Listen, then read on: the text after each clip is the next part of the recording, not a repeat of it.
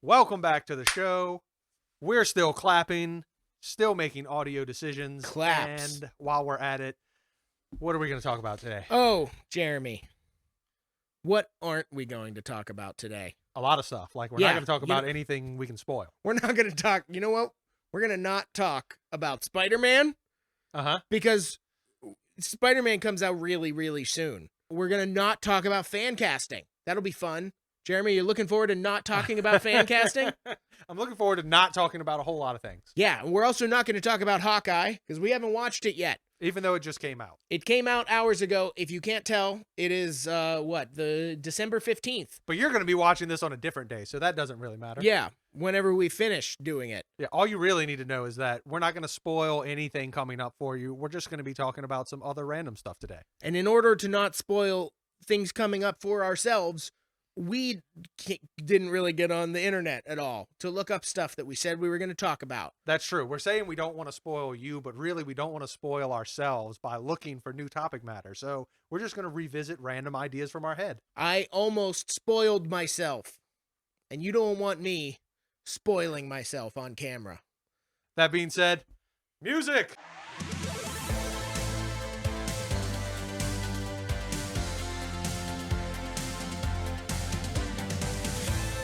And we're back. We are back. We are back. Ladies and gentlemen, thank you for tuning in once again to Unsolicited Conjecture with Josh and Jeremy. I am Josh. That's Jeremy. Hello. Jeremy, what are we talking about today? Let's start it off with our new segment piece we just decided to do today. We did. What's that segment piece going to be called? I think what we landed on was Done Dirty. Done Dirty. Done Dirty. Oh yeah. Kool-Aid Man is introducing this. Oh, I thought you were going for the Ferris Bueller. Either one works. Bow, bow. Yes. Done Dirty. So in this little segment, we're talking about characters in movies or adaptations of characters in film and TV. Sure. Who were in fact done dirty. Indeed. And interpreted wrong. Yeah, that's exactly what he means by that. Basically, we're just going to be talking about characters we think got totally screwed over in the process of being put from whatever book or fictional show they were in before and transplanted into the movie realms. Absolutely. Now, and we're also not just talking about casting, all right? We're not just saying like, this person was not the best for the role, but the character, the way the film interpreted the character, either nerfed the character or completely took away some essential parts of who they are. Totally right. One of the most obvious, I would just say right off the bat, one of the most obvious ones for me would be Galactus in Fantastic Four: Rise of the Silver Surfer. That's one we've all seen. Galactus, as you may or may not know, is a giant dude who lives in space and eats planets. He also wears a big purple and gold outfit, which that he's Cloud got that was big, not. Yeah. And now that, we have Eternals, we have Celestials. We've been seeing Celestials in the MCU for a while now, all the way back to Guardians, right? I think Guardians was the first time. So we got real big dudes again. And of course, in the original Fantastic, well, not the original. Like Silver Surfer. Not the Roger Corman version. But yeah, the Silver Surfer movie, he was a big cloud. And that was lame. I think they might have had some teeth. I don't even remember. I don't know. There was sort of an allusion to the general helmet shape at one point, but not enough. He wasn't the character that he was. No, for sure. He was just some like a random a dark tornado of space dust. Yeah, which we've seen a billion times. I mean, there was another one of those in Green Lantern, right? It was this yellow. Yes. Wow, Green Lantern. Which that was Parallax. That's what they turned. I think wasn't it Parallax. So they made that Parallax into a big cloud, but I think it already kind of was. But Galactus was a big guy, and he's supposed to be a big guy.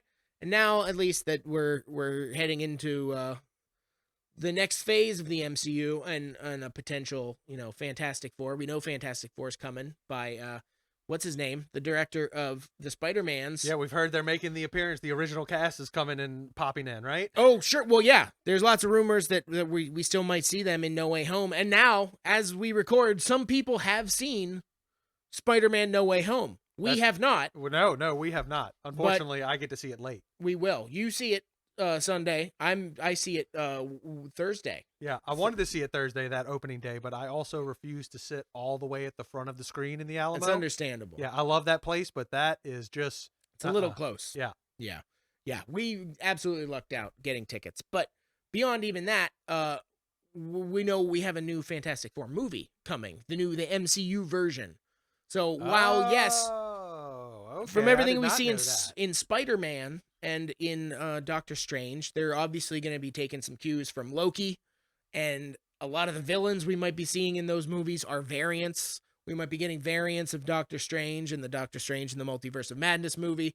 I think there's variants are a definite possibility, and isn't that the easiest way to incorporate some of these movies that have already existed into the MCU? Sure. Especially all the Spider-Mans in particular, the way they just keep rebooting that franchise. Absolutely. And if we get a scene with Chris Evans as the Human Torch, first of all, that would there's a lot of potential for a great misdirect with that. They should just do a whole movie. It could be like Chris Evans as the Torch and as Captain America. Didn't he play some other roles, like some small thing in... He's going to be Buzz Lightyear, isn't he? I mean, that's unrelated, but... We just need a whole Chris Evans movie then, apparently. Absolutely. But imagine you're watching the movie, you see Chris Evans show up, like, oh my God, that's Captain America.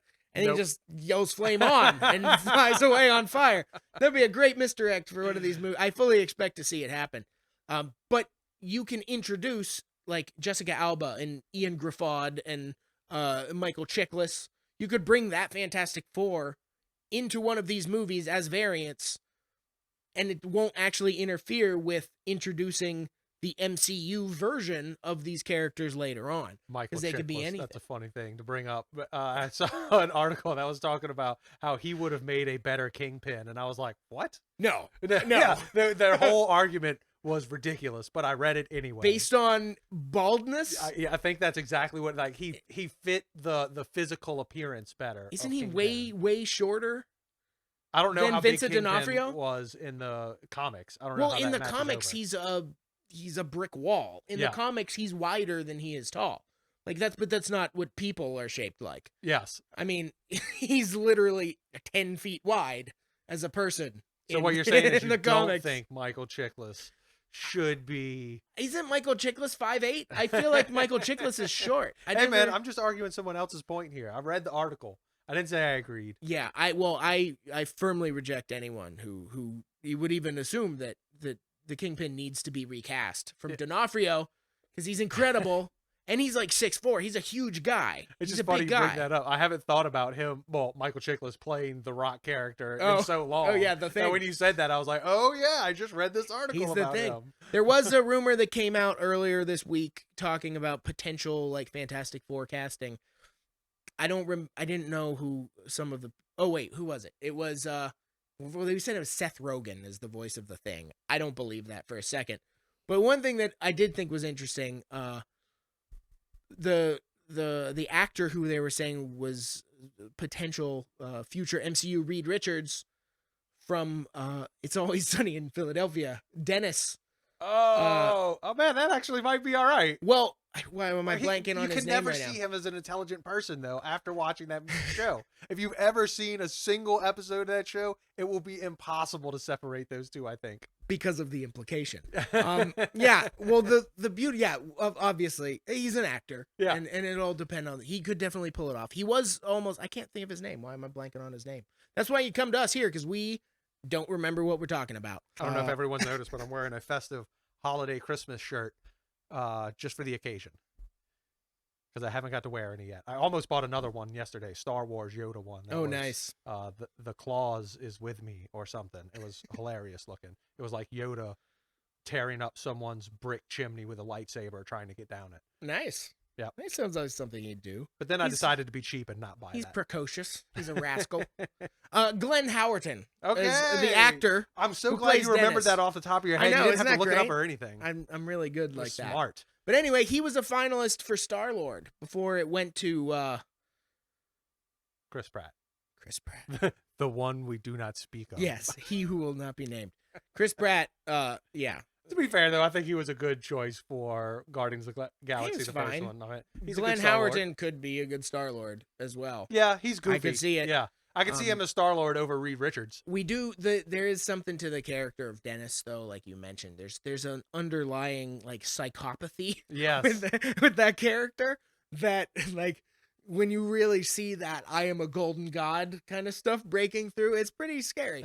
And that is not Reed Richards, but if you could keep that in check, that would be pretty fascinating. So I guess they're just wiping the last Fantastic Four from the record as though it never happened. You mean Fant Four Stick?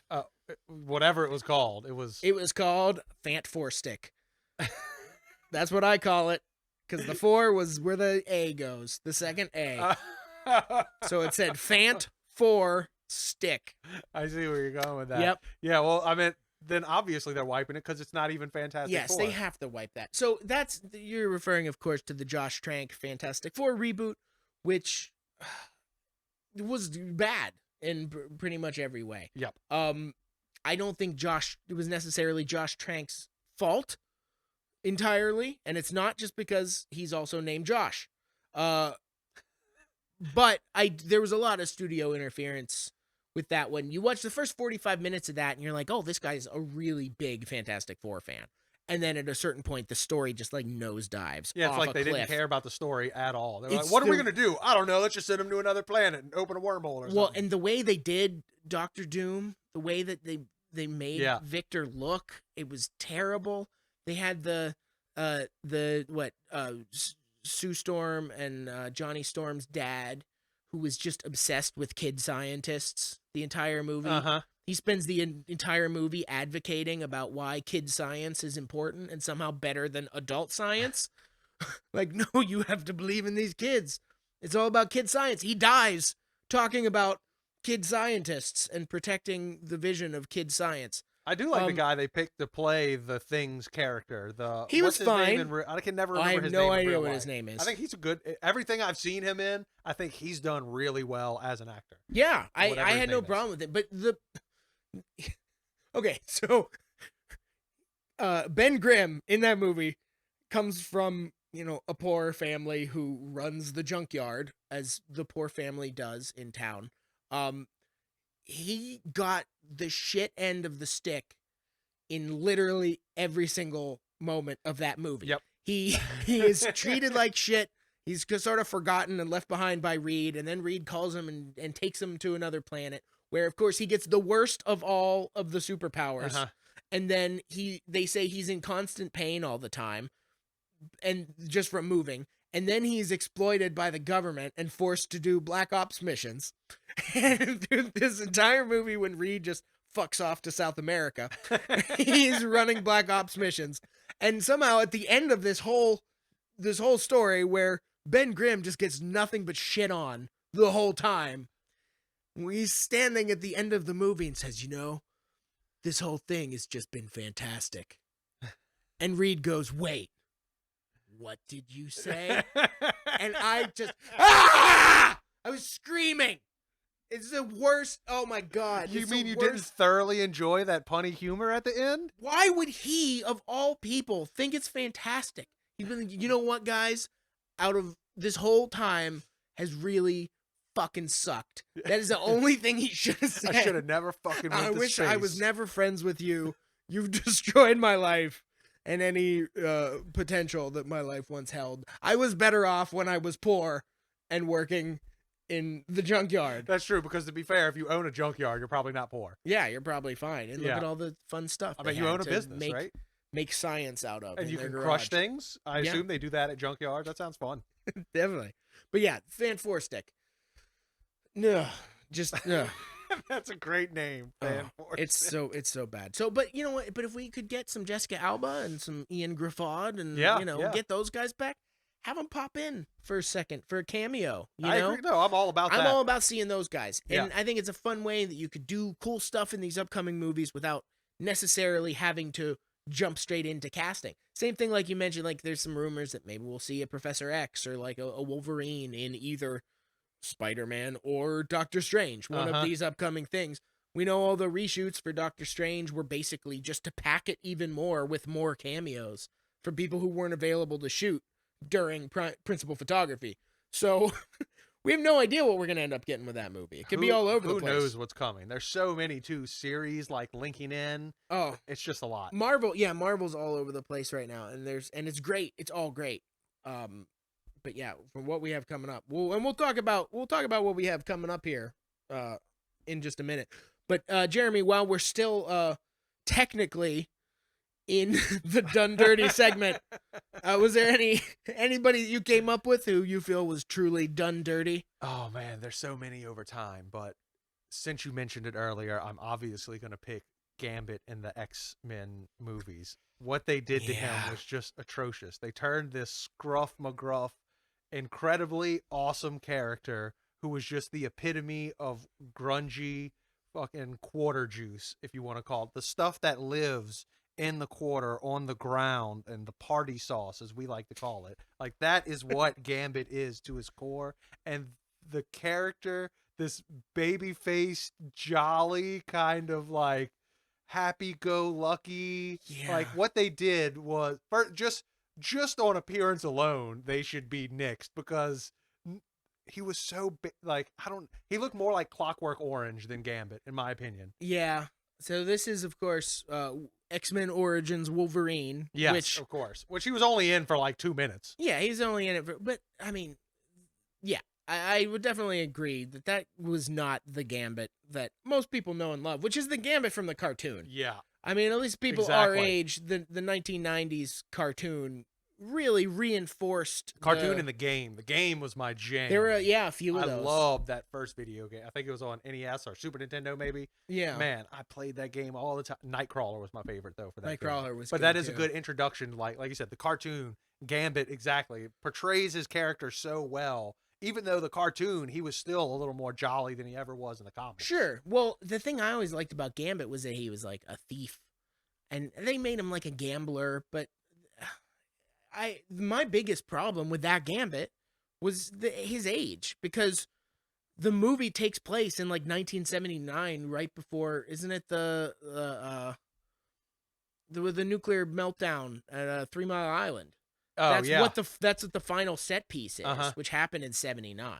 So if Gambit is 30 in 1979, and then we meet Rogue, who's still a baby. Yeah, they really messed up with the Rogue thing. 16, like 20 years later. That's because I think when they started all these movies, they really weren't trying to think so much about how things would be integrating later. No. They were just hoping that this would work and make some money. That's been the Fox model since the beginning. Well, Marvel was kind of dying right before that anyway. Once the movies took off, really saved Marvel as a company. Well, and the superhero movies, starting with, X-Men and Spiderman, those were really some of the first that kicked off the wave that we're still riding at this point, which has become pretty much all that's at the box office. It's more than just a wave at this point. True. It's like a type. So go to your local hardware store and pick up your Wolverine hammer today.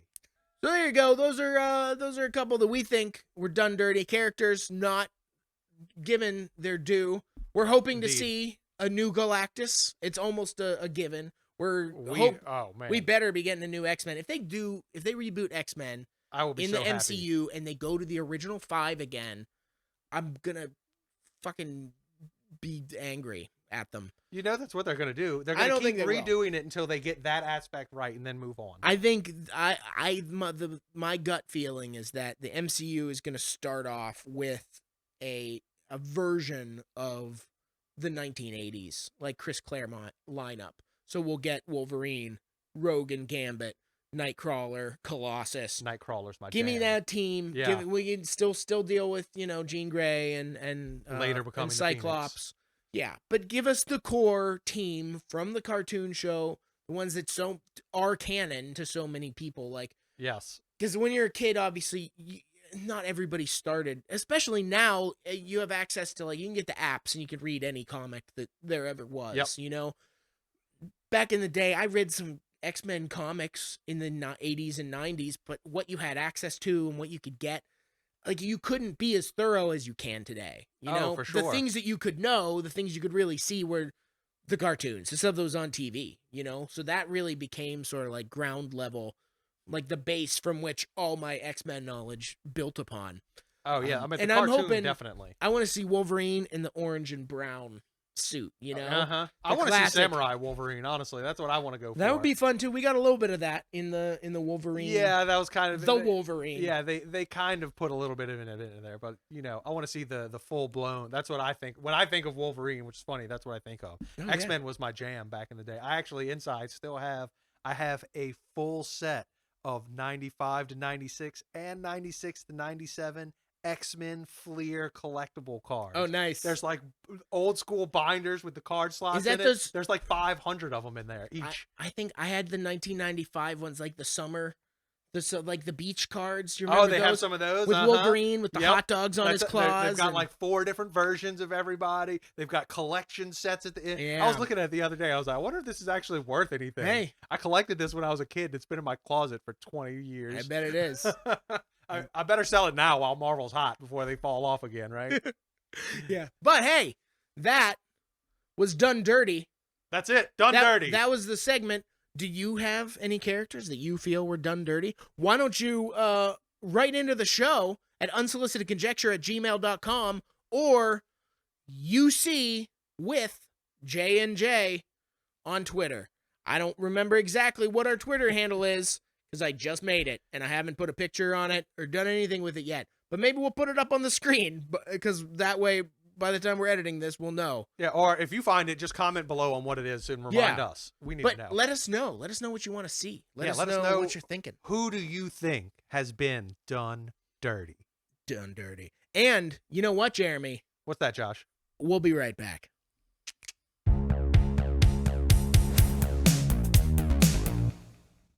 And hey, look at this. We're back. Magic. How about that? Movie magic. Jeremy, what's up next on the docket? I don't know. Maybe we should talk about things that are going to be coming out soon. And since we don't want to be talking about too many spoilers, let's just start with Moon Knight, since neither of us really know a whole lot about it. Moon Knight, yes. We're avoiding talking about Spider-Man because I'm going to see it in less than 24 hours, and I'm freaking out a little bit. He's going to cry. And we haven't watched episode 5 of Hawkeye yet. So we definitely don't want to talk about that. And I'm very excited about that, too, because I think I know what's going to happen. I'm waiting to meet Uncle. I know. Man, to be fair, the last episode of Spider-Man. Spider-Hawk. The last episode of Hawkeye. As soon as I saw the Russian-style all-blacked outfit with the multiple red dots, I was like, oh, I know exactly who this is. Oh, yeah. Yeah, but back to Moon Knight and good. Oscar Isaac. Oscar Isaac. He's in everything now. He is. Oscar Isaac is. Yeah, he's your Poe Damerons, and he's playing everything, man. Did you watch what I think it was called Secrets of a Marriage on HBO? I didn't see that one, but I did see Ex Machina. Ex Machina was good. Oh man, that's way back in the day. That was a great movie. Yeah, I forgot that he was even in that, honestly. But yeah, he plays a Jewish guy in Secrets of America. Secrets of a Marriage. Secrets of America. American Marriage. Yeah, no, I haven't seen that one. He's very, very good in it. But he's a great actor. He is. He seems to know what he's doing. He's got obviously a great look. We just saw him in Dune. He was great in Dune. I mean, what can you say about Dune other than it was made? Yeah, it was good. Sure. I loved it. I did. I enjoyed it. I was never a big Dune head to begin with. I didn't care about any of that. I wasn't either. The cinematography of the movie was great. Some of the choices they made I didn't necessarily like, but you could pick that apart with any movie, right? I sat and watched it, and then it was over, and I was like, "Wow." I sat and watched it, was and Dune. I didn't even realize until I watched it that it wasn't going to be the whole movie. So it ended, and I was like, what? "Yeah, it's half the story of the first book." See, I have no problem with Dune. I have no desire to go to war with Dune as a concept or as a intellectual property. It's fine. There's a lot of people. The thing that bugs me is all the times you keep hearing like, "Oh, Dune is Star Wars for grown-ups," and when you start hearing stuff like that, then it's like, Star Wars is Star Wars for grown-ups. Yeah. Dune has some neat stuff in it, but it's also a whole lot less relatable in almost every sense than Star Wars. Because where you would have your Luke Skywalker, fighting with his laser sword and stuff and using magical powers as, once he's orphaned, essentially. Dune, you have, it's a Paul Atreides is sort of like a magical 1%er who has literally everything, and then was also grown to have superpowers, and then he spends pretty much the whole movie hanging out in the desert doing drugs and drinking piss with his mom. Yeah, that's a good estimation of it. I think maybe his what's character happening. was very flawed. Yeah, well, the character is flawed, and I love the fact that, I don't even have a problem with the story. I don't have a problem with the book. I don't like when people start telling me that something is better than something else, because you're going to make me not like that thing. So that's kind of how it works for everything, though. Yeah, and when the movie is about wearing clothes that absorb all your sweat and your piss so you can drink it again. That makes you mad? No, but you don't get to say that's better than Star Wars. Well, I mean, to be fair, that's how the original movie worked also. Like, that's not a new concept for the movie. Sure, no, it's straight out of Dune. Yeah. Piss drinking is straight out of the books. Uh-huh. Or Survivor Man or Naked and Afraid, too. Yeah, I see that a lot. Lots of drinking piss. People like to doing drugs and drinking piss. Yeah. So, Spice would be interesting. But we got really derailed here because we started talking about Oscar Isaac. I know, and how well versed of an actor it is. But let's talk about Moon Knight, since it's a new series that's coming up. It's probably going to be the next thing that comes on Disney Plus after Boba Fett, if I had to guess. Oh, yeah. We're going to get to that, too. So, okay. So we know Boba's coming soon. And like right after, actually, right? Doesn't it start airing the week after Hawkeye ends? Tonight's episode of Hawkeye today. And one left, and then Boba Fett starts the next week. Yeah, that's what I thought. And it's 7 episodes. Man, what's up with the weird number of episodes? It's going to be 7. I mean, honestly, I love it because what it means is they are using the number of episodes necessary to tell the story as opposed to sticking to 10. A framework. Yeah. If most of, obviously, WandaVision started as 9 episodes, but those were half-hour long episodes. Then all the other Marvel shows have been 6 episodes. If it's 7, it just means they had more story, I think. That's how I would interpret it. And I'm very happy about that. But yeah, Moon Knight. Moon Knight is coming really soon, and Moon Knight's a fun kind of character too, because, well, like we were talking about on the last episode, we're getting back to this small scale, street level superheroes in the MCU. I do like that, but I think maybe calling Moon Knight a fun character, maybe a harsh misrepresentation. Well, fun is relative, obviously. I know, but I do agree. I like the way they're bringing it back down. They're making the MCU a little bit more dark, more like the Daredevil series was. That's how it looks like Moon Knight is going to be kind of portrayed after. I mean, he's a very dark character. Punisher, Batman. He's a crazy guy. Crazy man. Multiple personalities. All of those personalities kind of run everything. It's interesting. I know they rebooted the character in the comics, I guess, like 10 years ago, 15 years ago, something like that. When they rebooted the comics, they gave him a fourth personality, because if you consider the Moon Knight its own personality, it takes over. He now has 4 when he originally had 3. But that's neither here or there. Who knows what they'll actually do with the character? It's gonna be fun. I'm looking forward to it because, like I said, I was not that excited about Hawkeye. I love Hawkeye. Yep. But I was not that excited about this series until I started watching it. And I agree. It's really, really hooked me in a way I was not expecting. I was kind of like, I felt before this, honestly, I felt a little burnt out by Hawkeye. Well, by Jeremy Renner. Yeah, I don't know that. why. But once again, just like you, like this series has surprised me. This is a different side. It's a different side of Hawkeye we're seeing. It's a much more, like, well-developed take on the character, or we're just getting more of the character at least, and seeing him begrudgingly work with other people, and he's less of a sidekick than every other movie. You see how much he's really committed to the job too. Like, I don't know, I've really been enjoying this, and I think with Moon Knight coming out, and then not too long after that is what She-Hulk is coming soon. I saw that little teaser, but I don't know much about it other than the teaser. I think it's Tatiana Maslany, I believe, who they cast as She-Hulk, who was the girl from Orphan Black. Okay. Which I never watched. I did watch Doctor Who. I watched a lot of that, and I know other people who also watched Doctor Who who talked about Orphan Black. So I think is it a BBC show? Something like that. But she's a great actress, from what I hear. So I'm looking forward to see. I've heard she can act very well. Well, I think she plays like 20 different versions of herself in that Orphan Black show. She plays like 20 versions of the same person, or she's clones of herself or something. But whatever, write in and let us know what Orphan Black is about. We're not gonna check it out.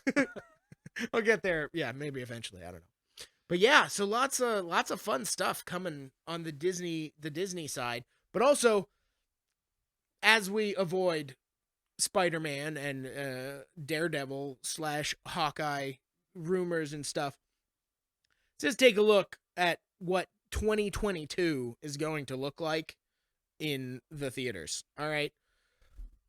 We're obviously, Spider-Man is breaking a lot of records, at least pandemic records, so as far as, attendance. I think this is going to be the movie that really solidifies, hey, we're back in the theaters, as long as, I don't know, some kind of Omicron virus doesn't come along and kill a bunch of people. We'll find out what happens with that next week. Maybe. Or whenever we find out what's happening with the Omicron. We may never find out, honestly. We may never. It seems that's the real case. But with Spider-Man bringing everybody back into the theaters, there's a lot of stuff coming to the theaters in 2022, and it's going to be ridiculous. Morbius, January 28th. I'm excited about that. They've been hyping that up for a long time. Obviously part of the Sony Spider-Verse, and this is another movie that was delayed. So, like, at least a year, I believe. This is another person that we saw on the red carpet for Spider-Man. He was on the red also. carpet, yeah. So he might Morbius. So Morbius may pop up in it also, and it would make sense for what they're trying to do going forward with the Spider-Man universe over at Sony. Morbius, another movie coming out soon that really has this kind of dark feeling about it. Yeah, he's a living vampire. That's what. Yeah.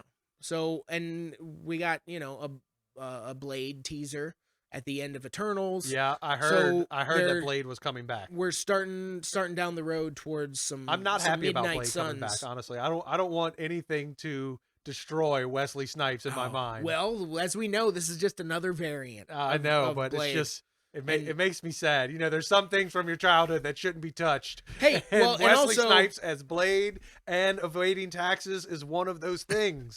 Well, Blade is, of course, the first true superhero movie. Oh, I thought you were going to say he was the first true tax evader, but well, he may have been that too. But yeah, he really was it really the first adaptation? Yeah, it was before. I mean, it was the first big one that really set off the chain of events that led to this reality where there's 37 of them coming out a year. Yeah, that's funny because right before, I didn't realize Blade was a superhero until after I'd seen. Yeah, he was Marvel Comics. Yeah. I didn't either. I didn't know that until long after I'd seen the movies. Yeah, you think, oh, this is a vampire movie, not it's a superhero movie. For real. But really he is. He was right there before X-Men or Spider-Man. He is a superhero.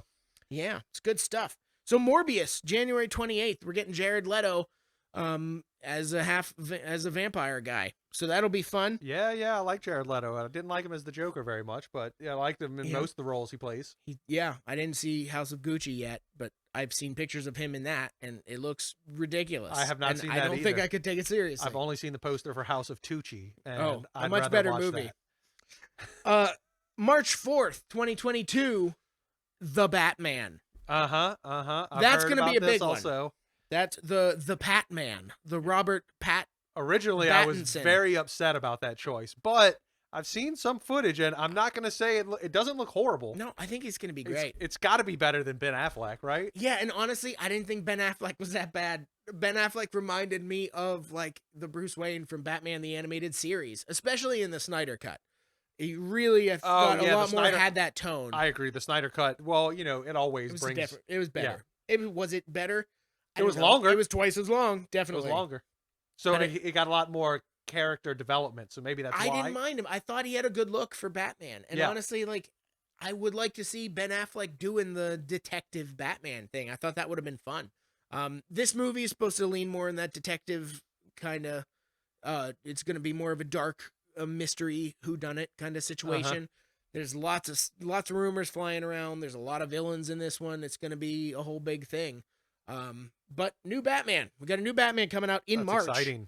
Doctor Strange in the Multiverse of Madness, May 6th, coming right off the heels of Spider-Man No Way Home.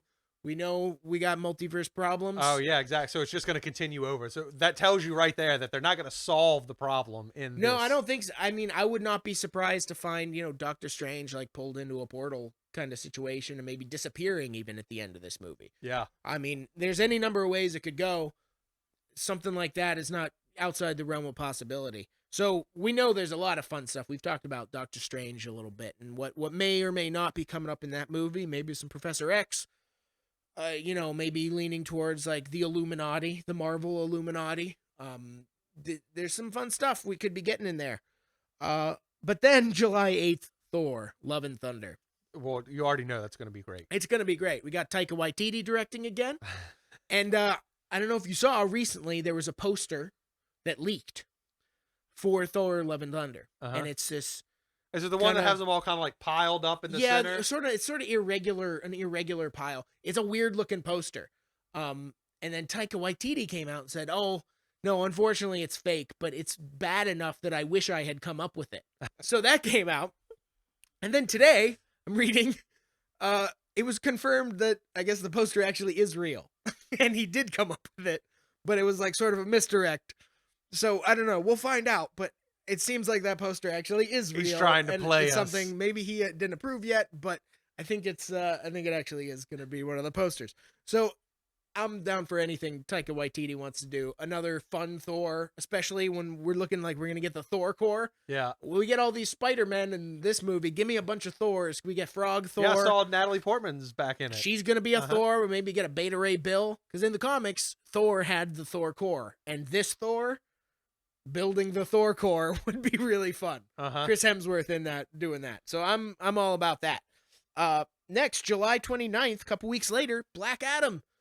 So that's going to be our Shazam. Another thing I haven't seen any footage of, but I did see the one they put out the poster, or I guess the teaser image. Yeah. Of Dwayne all in his outfit. Yeah, he's rocking it up. So I guess evil Shazam coming soon. Is he evil? Wasn't he? I don't really remember, honestly. I thought he was. I mean, he's kind of an anti-hero, I think. A new Shazam's coming out next year, too, if I'm not mistaken. There's another Shazam coming at some point. But I actually liked the first one. I thought it was great. Yeah, it was fun. It was a toss-up. It was so different for DC, also. There's been a couple... Well, because they finally started making movies fun. Like, Wonder Woman, Shazam, and Aquaman were all really fun movies. Yeah. Especially Aquaman, I really enjoyed how they did. I love the Aquaman. first Wonder Woman. The second Wonder Woman, I feel like, just has so many issues. So the second one was it was such a hacky premise to start with. Like, I don't know, the concept of wishes is just such a general kind of thing in our superhero landscape, which is generally a lot more like grounded. Yeah. So that's a very like Silver Age comics kind of storyline for Wonder Woman, and it makes sense.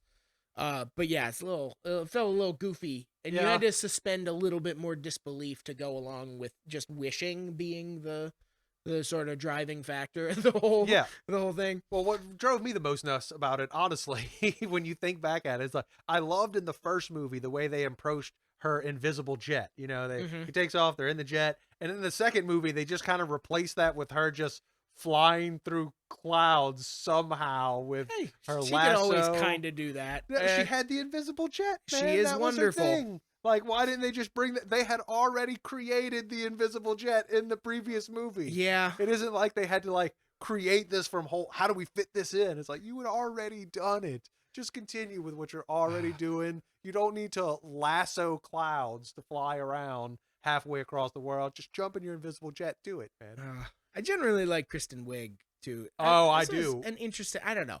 That movie was also obviously heavily affected by the pandemic, so I kind of give him a pass a little bit. Yeah. I don't know what it would have necessarily looked like had they been able to do. I still enjoyed watching it, honestly. Like, honestly, it wasn't the best movie. It wasn't the worst movie I've ever seen, but it was good. And it came out at a time when we needed something new to watch, and we could just watch it.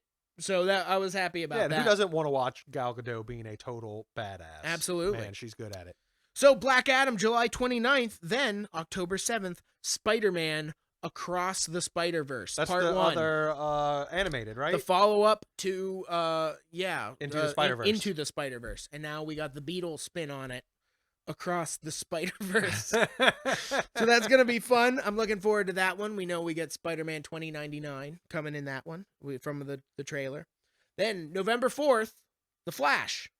The Flash. Yeah, this has been a plagued movie from day one. Which, and of course, Marvel always gets the drop on DC. So they're opening up their multiverse with a bunch of Flashes exactly almost a year after Marvel got to it. Yeah. I've seen a whole bunch of Ezra Millers talking to himself so far in the trailer, and some teases that we're going to get Michael Keaton Batman. I'm all for Michael Keaton Batman. Yep, they keep saying this. We'll see, but this is another retelling of the Flashpoint paradox, which we've seen in the TV show. And they did pretty well. I wish they would in have the just TV kept show. that Barry Allen. The TV show Barry Allen. I like the TV. Good. Yeah, Grant I Gustin. mean, I like Ezra Miller, but he just did so well in the role. But if you're gonna do this and you're gonna have a bunch of Flashes talking to themselves and hanging out with each other, make Grant Gustin one of the Flashes. Yeah. It's a multiverse. They haven't figured out how the multiverse works yet. They just know they want to introduce it. No, this is the kind of thing. This is why Marvel always does it better, because we're getting, like, if we get all the Spider-Men showing up in No Way Home, and we're going to maybe get, a Patrick Stewart cameo, or, these other cameos from the existing movies, just as fan service and as a tease for what's going to be coming later on down the road. Like, that's all great. That's all fun. That's fun stuff. Like, we want that. I don't know that we just necessarily need to see a bunch of Ezra Miller talking to himself. Grant Gustin should be one of the Flashes if there's going to be multiple Flashes from different universes. He's too good at the job. And honestly, I was bummed when they recast him. I was also. I think we talked about that. Yeah, before I think we did had this podcast. He did. But anyway, the Flash. So the DC multiverse opening up, getting a bunch of Flashes, maybe getting back to the Tim Burton universe. Batman universe. You know what we should talk about that's about to release in like days, and that is The Witcher Season 2. Witcher Season 2, yeah. Oh, man, we're talking about all this Marvel DC. We forget about Netflix. Well, yeah. Well, 2 more movies. Black Panther, Wakanda Forever, November 11th. Yeah, we don't know what's going on with that. Veterans Day, right? Yeah, we don't know what's going to happen. There's been rumors about Namor. There's been rumors about, Atlantis in general, but who's the Black Panther? Like, I don't know. We're gonna have to see how some of this goes. There's been Killmonger rumors. There's been stuff about, it getting passed down to Shuri. I like, what was the name? M'Baku, the big like gorilla dude. I liked him. That would be nice. Yeah, they're gonna have to relate it back to the original comics, where the Black Panther power is more related to the goddess and less about the plant that they embody. Well, I think the plants are gone now anyway. Yeah, they right? burned up all the plants, so it's impossible to get those. So they're gonna have to address, like, how do we create a new one since we've already burnt off all those? Yeah. So they're just gonna have to go back to the original theory from the actual comic books. Yeah. And last, December 16th, Aquaman and the Lost Kingdom. Yeah, that's coming out. I personally have zero thoughts about that. I have no thoughts about it. I like the first Aquaman. I like the Seven Seas. I especially like the Trench and like the Lovecraftian kind of deep ones in that whole section. I thought it was great. I really enjoyed that movie. I really like the have King no idea scene what they're going to where do he gets next. the trident. That was a good scene. Yeah. It was, and we get Patrick Wilson wearing a sea urchin on his face. So what else could you want? And Willem Dafoe. As not the Green Goblin. Yeah, as the good guy. Yeah. That's weird. I know. So yeah, lots of stuff coming up. But also Boba Fett and Obi-Wan Kenobi. We're gonna be inundated with stuff to talk about all through 2022. That's it seems true. Like. That's a good thing, though. And that's why we're finishing up 2021 by talking about almost nothing. Fortunately for you all, you get to see a whole lot more of us talking about random things. Yes, fortunately. And luckily, there'll be a whole lot of things, so we won't have to talk about the same thing over and over. Yeah, but we will.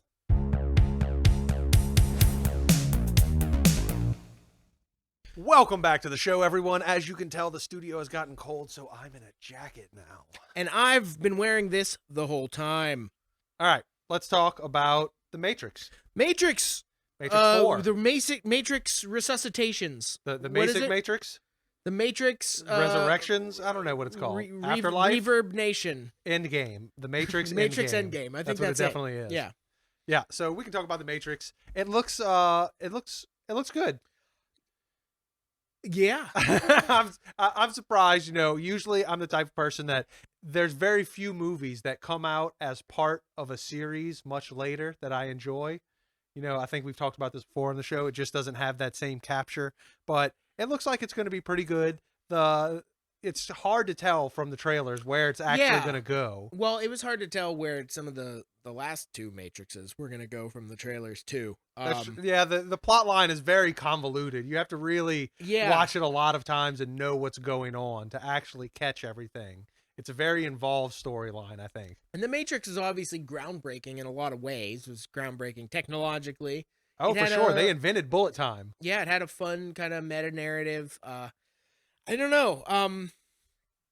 I don't think that there's anything wrong with doing another Matrix movie. I don't know many people have been like clamoring. Yeah, we weren't requesting it. We weren't like, when is this coming out? I mean, Matrix 1, everyone wanted more Matrix. By Matrix 3, everyone was like, I think we've had a lot of Matrix. Thank you.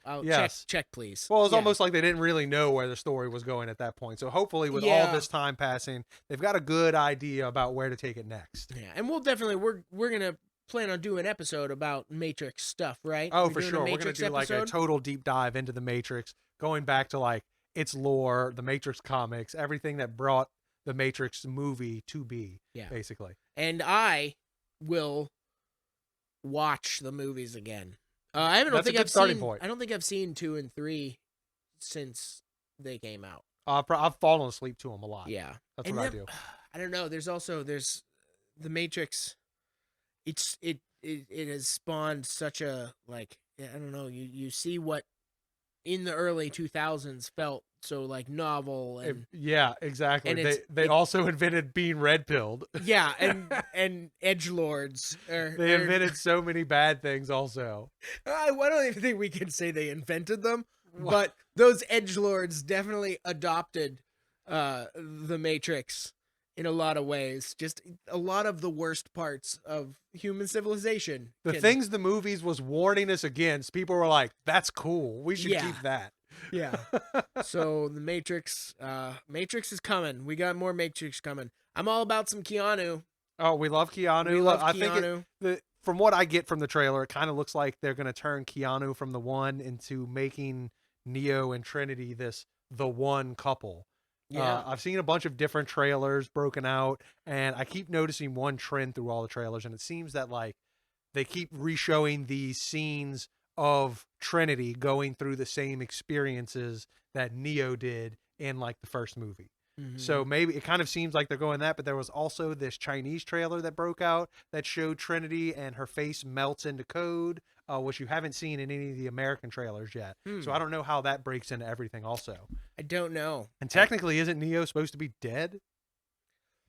There's lots of questions about how this movie is happening and what's happening and where are they? And it was my understanding, and obviously it's been, at least 15 years since I saw like a couple of these movies, but it was my understanding that like the Earth couldn't like support waking up all of the people, like biomass wise, if we're talking about like carrying capacity of the planet, like it seemed like everything was bombed out and destroyed enough that I don't know, they're talking about the Matrix, so they're clearly not in the Matrix, but it seems like they're in a different, like newer, updated version of the Matrix or something. In this new movie? Yeah, and at least that's where the vibes that I've been getting. It's definitely a new updated Matrix, for real. It's a Matrix, yeah, and they're talking about going back to the Matrix.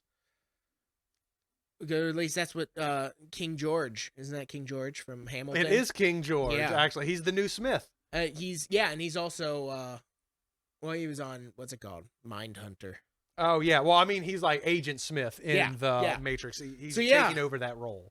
It'll be interesting. It'll be interesting to see. Well, I mean, they've already mentioned throughout the Matrix movies that this is like the 27th iteration or 26th or something like that. Matrix heads out there, don't kill me on that number. Yeah. There is a firm all of you number. Matrix heads that definitely exist. You'd be surprised. I'm sure there's Matrix While heads. Researching this upcoming episode, I have learned a lot. I lived through the early 2000s, which was all so informed by the Matrix, and so much of it feels so cringy now. Whenever I hear anyone say, "What if I told you?" I immediately stop listening. Like it's hard. I don't know. There's certain things like that like it's hard to tell. Like, is it the movie's fault, or is it what the bad people that came later did with the movie, how they adopted it, or is it is it just the internalized shame of our collective teens and young adult years. Probably a combination of all those things and more. As I will tell you, I did have a black trench coat, and not in the like school shooting way, but definitely in the Matrix sense of the term. I also had a big black trench coat, yeah, but that's that just was- because I stole it from my dad because I thought it was cool. Oh yeah, that was it was so revolutionary, man. We used to the Matrix soundtrack we used to use for like my high school like basketball warm up music and everything. It was just it was pervasive in the culture back then. Yeah, so I doubt it'll be that pervasive again, though. Probably not. It's a tough landscape to break into. I'm sure the Matrix could, make a dent. We'll see. We'll see how it goes, but definitely it'll be interesting. I think it's going to be good. I think what they're actually going to do, from everything I can tell online, it really seems like they're going to dumb down the Matrix. And traditionally speaking, that would probably be a bad thing in most genres, but the Matrix is so like knowledge intensive and convoluted with that knowledge that unless you are a true absolute fan, there's no way you're going to get 90% of the stuff they even talk about. Yeah, it's definitely one of the headier. I don't know. We'll see. That's see where they go lost with a lot it. of people with 2 and 3, and it's why so many people don't watch 2 and 3 again. Yeah. But you can rewatch 1 100,000 times and still have scenes that you love. But 2 and 3, you're just kind of like, I guess you can put that on. And it's because they started going too hardcore on this theoretical knowledge. Well, like the Zion stuff, I just didn't like. I don't know. I didn't like what Zion looked like, the weird music they were listening to, and like the way they dressed. Yeah, it was like big orgy party too. For a movie that is so consistently called like a foundational like cyberpunk film. It's not. I don't think it should really be classified as cyberpunk. Yeah, personally, I agree with you there, honestly. Because to me, the cyberpunk, all right, we go high tech, low life. We have that in the Matrix. It is high tech, and it's obvious low life, but it's more the Terminator 2 style low life than the dystopian corporate run. It's cities. more apocalyptic, if anything, like apocalyptic alien movie more than there's cyberpunk. not enough neon for me, and obviously that's not the definitive factor of what is cyberpunk versus what isn't. But also, yes, it is. There's also not enough low grade wearable tech for it to be cyberpunk. You don't have the body modifications really, except for the jacking in. Yeah, but the machines did that to you. Yeah, and it's I don't know. And then they have like the big mech suits that they can get into, but that's about it. Yeah, it's just not. It doesn't have the same flair that a real cyberpunk like Blade Runner or it's nothing like Cyberpunk 2077. No, definitely not. It's a much better, it's a much different cyberpunk type there. of dystopia, and like you said, that's not even really dystopic. It's just sort of apocalyptic. Yeah, it's after the apocalypse. It's after the Third World War. Like it's fun stuff, and obviously, anytime Keanu Reeves he's pretty tied to cyberpunk, just in general. Even beyond the Matrix is like Johnny Mnemonic, which that's a great movie. Johnny Mnemonic in theaters 25 years ago, or whatever. But like, I think it, as you were saying, it's going to be good. Yeah. It's going to be good. It's not going to be world changing. I am interested to see if, like I said, that original Matrix, they invented movie making techniques. Well, the Matrix, I bet we could, go back and look at all the films that came after the Matrix, and you can clearly see how influential it was. I mean, we got some bad Matrix ripoffs, and also some good ones, and some that weren't even really ripoffs, like did you ever see Equilibrium with Christian Bale? I love Equilibrium. That's a great movie. It's Sean so Bean, good. And that used some Matrix kind of style fighting, but I was obsessed with the gun kata for a long time. The gun kata was great. Yeah, that was such a fun movie. And honestly, I kind of prefer that world. That is more cyberpunk to me. Yeah. Except it doesn't really have the punk aspect. Yeah, exactly. It's more just future. Yeah, I mean, it's definitely dystopia. Dystopian future, You're not allowed to have feelings. You have to take a shot every day to not have feelings. But that's a great movie. Some of them, it's always the danger, like what's going to hold up from your childhood. I used to love Boondock Saints, and I'm terrified to rewatch Boondock Saints right now because I just don't. And they're coming out with a third one. Are they? They are. They announced the third one is it's like in production right now, if I'm not mistaken. They just didn't learn their lesson from the second one. I know. The second one was, the first one is like a staple of my childhood. Mm-hmm. I learned that I should not use the term rule of thumb from the opening of that movie Everyone alone. did. That's what I'm saying. Like Everyone so many good scenes where he shoots the cat. Man, Willem Dafoe is incredible in that movie too. Yeah, like as the gay FBI agent. Yeah. Oh man, he was great. Yeah. And that was before it was socially acceptable to be the gay guy on a movie. Well, it wasn't as common for it was. What was interesting is that was coming out when it was finally becoming acceptable. He wasn't a stereotype. Society. He wasn't a gay stereotype. He was a gay character, but wasn't like he wasn't a gay stereotype. He wasn't a flamboyant stereotype. And it wasn't like essential to his character necessarily. Exactly. You know, it was a sort of side aspect to the character, but he was already sort of an individualistic kind of guy, or an eccentric kind of guy with the way he was listening to the music. I mean, of course, it's iconic. It's an iconic. The whole movie is. They call that nameology. Like I said, so much of that movie is my childhood. We'll have to do another deep dive review and see if it holds up. I bet the first one would still hold up because it's our childhood. If we had never seen it to begin with, it probably wouldn't hold up. Well, the problem is the whole learning and growing aspect. Probably some of the politics I'm expecting to not. Oh yeah. I'm sure the action scenes and everything will be just as fine as they were before, but I'm thinking we might have a little bit different attitude towards, just murdering criminals these days. Because, how do you know when you're finished? How do you know if they're really guilty? This is some of the problems we get into with some vigilante justice when the goal is just shoot everybody. Maybe let's not shoot everybody. Sort it out later. Yeah. We'll find out. But yeah, we have a lot of fun stuff coming up. So, we got Spider-Man coming soon. Look, probably next week. Yeah, right? Next week, Our definitely. Next episode, Spider-Man No Way Home, the review. And not too long after that, we are definitely going to be going into Hawkeye, the full dive. Yeah. Once that last episode's out, we are definitely going to be covering that. We'll cover the last 2 episodes of Hawkeye. That'll run us right up into the end of the year, and then we'll do our end of the year recap as we do every year.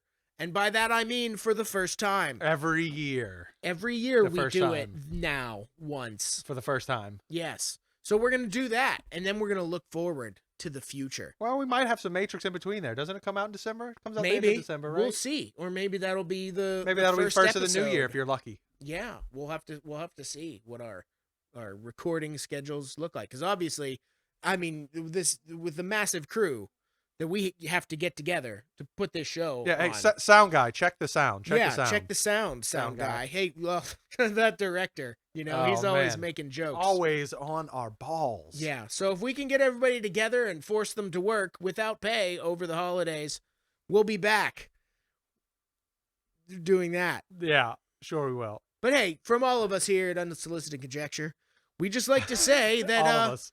Yeah, from all of us. The whole crew, and us. And all the people working back at the home office. Yeah, for sure. The production crew, the production teams, and don't forget our Gladys, our makeup person.